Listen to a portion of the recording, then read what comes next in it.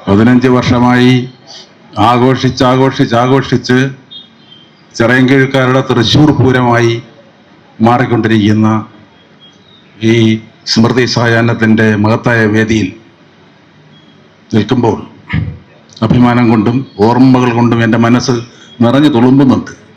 എങ്കിലും നാട്ടുകാരൻ, സാംസ്കാരിക രംഗത്ത് പ്രവർത്തിക്കുന്ന ഒരു നാട്ടുകാരൻ എന്ന സ്നേഹത്തിൻ്റെ സമ്മാനമായി എനിക്ക് തന്ന അമൂല്യമായ ഈ സ്പേസിൽ നിന്നുകൊണ്ട് നീട്ടി പ്രസംഗിക്കരുത് എന്ന് എൻ്റെ ഔചിത്യം എന്നോട് പറയുന്നു.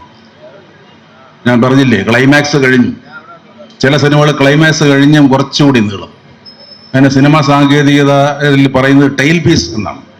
ഇപ്പൊ ഷീലാമ്മ അഭിനയിച്ച ഒരു പെണ്ണിന്റെ കഥ എന്ന സിനിമയുടെ ക്ലൈമാക്സ് മാധവൻ തമ്പി എന്ന സത്യൻ വെടിവെച്ച് മരിക്കുന്നിടത്താണ്. ആത്മഹത്യ ചെയ്യുന്നിടത്ത് ക്ലൈമാക്സ് ആണ്. പക്ഷെ കുറച്ചുകൂടി നീളം. ശ്രീലാമ്മ തൻ്റെ സ്വത്ത് മുഴുവൻ മകൾക്ക് കിട്ടും വിധം ഒരു നടപടി ചെയ്തിട്ട് താൻ വന്ന ആഡംബര കാറിൽ ഹിൽ സ്റ്റേഷന്റെ വഴി ഇറങ്ങി പോകുന്ന ടെയിൽ പീസിലാണ് ആ സിനിമ അവസാനിക്കുന്നത്. ടെയിൽ പീസിൽ ഞാൻ അങ്ങനെ പറഞ്ഞാലും പോരാ, അവസാനം ആ ക്യാമറ ഈ സാധാരണ ഈ ഹിൽ സ്റ്റേഷനിലൊക്കെ താങ്ക് യു കം അഗെയിൻ എന്നൊരു ബോർഡ് എഴുതി വെക്കും. നന്ദി വീണ്ടും വരിക, നന്ദി വീണ്ടും വരിക എന്ന ബോർഡിലാണ് ആ സിനിമ അവസാനിക്കുന്നത്. ഈ മഹത്തായ സമ്മേളനത്തിന്റെ സന്ദേശവും അതാണെന്നാണ് ഞാൻ മനസ്സിലാക്കുന്നത്. നന്ദി വീണ്ടും വരിക. ഈ മഹാസദസ് ഓരോരുത്തരോടും പറയുന്നുണ്ട്, സ്മൃതി സായാഹ്നത്തിലേക്ക് വീണ്ടും വരിക, നന്ദി വീണ്ടും വരിക. പ്രേംനസീർ സ്മരണകളിലേക്ക് വരിക, നന്ദി വീണ്ടും വരിക.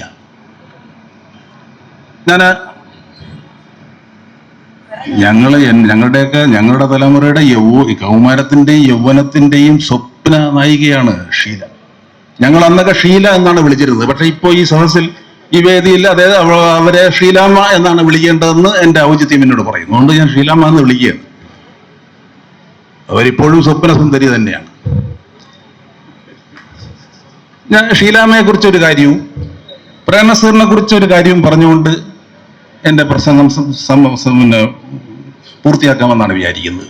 ഷീലാമ്മയെ കുറിച്ച് പറയുന്ന ഒരു കാര്യം, നമ്മളൊക്കെ ഷീലാമ്മയെ കുറിച്ച് ആലോചിക്കുമ്പോൾ ആശ്ചര്യപ്പെടേണ്ട ഒരു കാര്യമാണ്.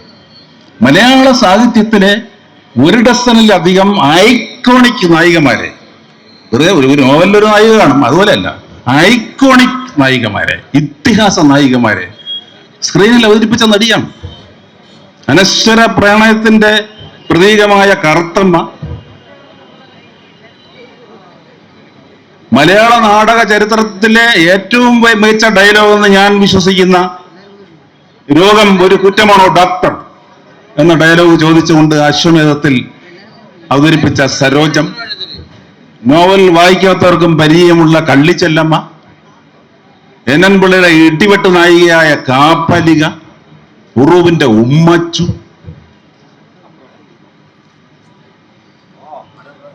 ഞാൻ ചീത്തയാണ്, പക്ഷേ ജ്യേഷ്ഠന്റെയും അനുജന്റെയും മക്കളെ പ്രസവിക്കാവുന്നിടത്തോളം ചീത്തയല്ല എന്ന് പറഞ്ഞ അഗ്നിപുത്രിയിലെ സിന്ധു. നിങ്ങൾ എണ്ണിക്കൊള്ളൂ. ഇത്രയും ഇതിഹാസ നായികമാരെ ഇന്ത്യൻ സിനിമയിലെന്നല്ല, ലോക സിനിമയിൽ പോലും ഒരു നടി അവതരിപ്പിച്ചിട്ടില്ല. ഞങ്ങളെ സിനിമയിലൊന്ന് ആവിഷ്കരിക്കുമെന്ന് പറഞ്ഞുകൊണ്ട് മലയാള സാഹിത്യത്തിലെ ഇതിഹാസ നായികമാർ ക്യൂ നിന്ന ഒരു നടിയാണ് ഷീല. ഞാൻ അവരെ ഈ പുരസ്കാരത്തിന്റെ പേരിലും എൻ്റെ കൗമാര ബാല്യ സ്മരണകളിലേക്ക് മടങ്ങിക്കൊണ്ടും അങ്ങേയറ്റം ആദരിക്കുന്നു.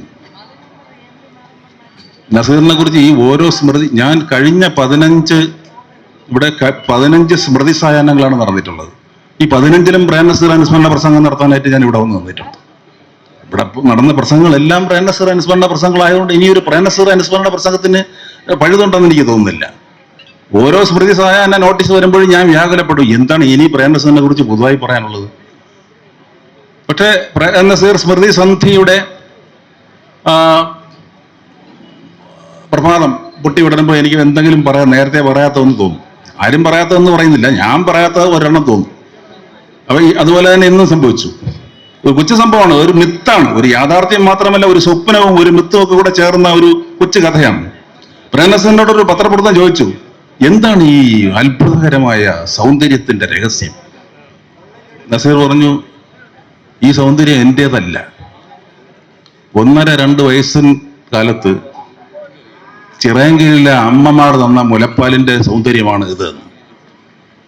എന്താ സംഭവം എന്ന് ചോദിച്ചാലേ, പ്രേംനസീറിന് 1.5-2 വയസ്സായപ്പോൾ തൊലി മുഴുവൻ ചൊറിഞ്ഞ് തടിക്കുന്ന ഒരു അസുഖം വന്നു.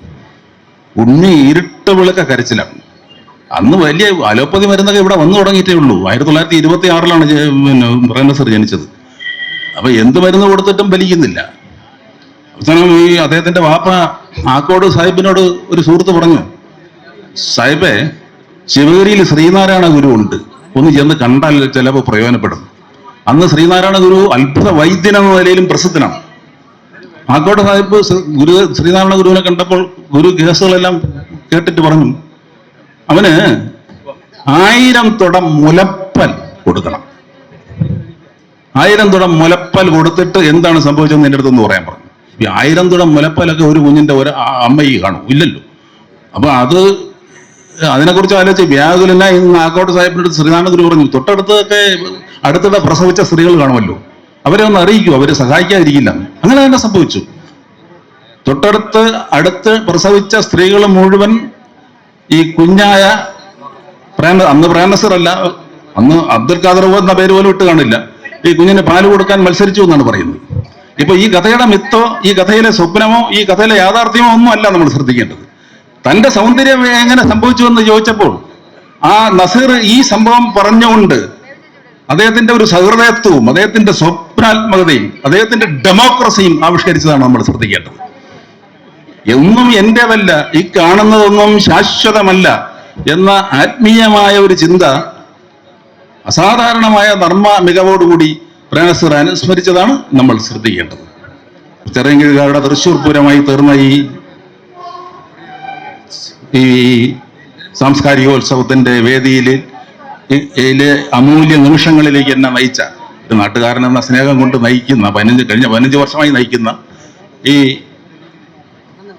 സാംസ്കാരിക സംഭവത്തിന്റെ ചുക്കാൻ പിടിക്കുന്ന ശ്രീ ശ്രീപാൽ, ശ്രീ അനിലാൽ തുടങ്ങി ശ്രീ ബാബു, വട്ടുകെട്ട് ബാബു തുടങ്ങിയ എല്ലാ സുഹൃത്തുക്കളോടും ഞാൻ എൻ്റെ നിസ്സീമമായ നന്ദി രേഖപ്പെടുത്തുകയാണ്. ഒരു ഓർമ്മ കൂടി പറയണം. കഴിഞ്ഞ 15 സാംസ്കാരിക സന്ധ്യകളിലും നമ്മെ നയിച്ചും പുഞ്ചിരിച്ചും സ്നേഹം പകർന്നും നമ്മോടൊപ്പം ഉണ്ടായിരുന്ന ഒരാൾ ഇന്ന് ഈ വേദിയിലില്ല. അതുല്യ രാഷ്ട്രീയാചാര്യനായ ശ്രീ ആനത്തലവട്ടം ആനന്ദൻ. ആനത്തലവട്ടം ആനന്ദ അണ്ണൻ എന്ന് ഞാൻ വിളിക്കുന്ന അതുല്യാചാര്യനായ ആനത്തലവട്ടം ആനന്ദ, അണ്ണൻ എന്നും കൂടെ ചേർത്താലേ ശരിയാവും എനിക്ക്. ആനത്തലവട്ടം ആനന്ദ അണ്ണന്റെ സ്മരണയ്ക്ക് മുന്നിലും ഞാൻ നമിക്കുന്നു. എല്ലാവർക്കും നന്ദി, നമസ്കാരം.